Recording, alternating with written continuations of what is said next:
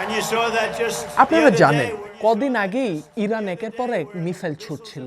তারপর কি হয় জানেন? তারা আমাকে ফোন দিল। হ্যাঁ, ইরান বলল আমরা আপনাদের দিকে কিছু মিসাইল ছুটতে চাই।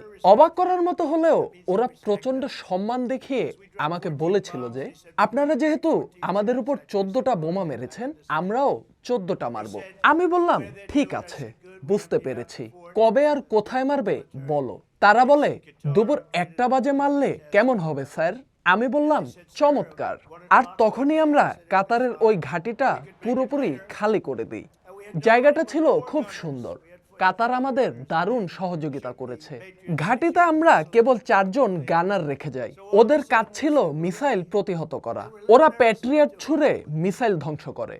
গানাররা জানালো ওরা রেডি, কিন্তু একটু নার্ভাস ছিল। বুঝতেই পারছেন। ইরান আমাকে বলেছে স্যার আমরা আপনাদের দিকে 14টা মিসাইল মারতে চাই। আমি বলেছি ঠিক আছে মারো। এরপর ওরা 14টা ভয়ঙ্কর গতিসম্পন্ন মিসাইল ছুড়ল। আর আমাদের ওই 4 জন গানার একটার পর একটা ক্ষেপণাস্ত্র আকাশে ধ্বংস করে ফেলে। ওরা দুর্দান্ত কাজ করেছে। ব্যাস, ঘটনাটা এখানেই শেষ। তবে সবচেয়ে বড় ঘটনা ছিল ওদের পারমাণবিক স্থাপনায় হামলা। আমাদের ছেলেরা যা করেছে তা অসাধারণ। এই পাইলটেরই কাল হোয়াইট হাউসে আসছে। আমরা ওদের সংবর্ধনা দেব।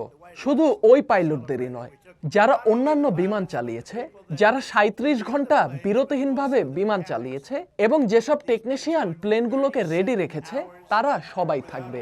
আপনারা ভাবুন, আপনারা কল্পনা করুন, চিন্তা করুন, আমরা সেখানে 52টা তেল ভর্তি ট্যাঙ্কার পাঠিয়েছিলাম। আমি তাদের জিজ্ঞেস করেছিলাম এই ট্যাঙ্কারগুলো যদি মাঝপথে গুলি খায়? ওরা বলল স্যার তাহলে খুব খারাপ হবে। আর আমি বলি ওটা কিন্তু একেবারেই সুন্দর কোনো দৃশ্য হবে না।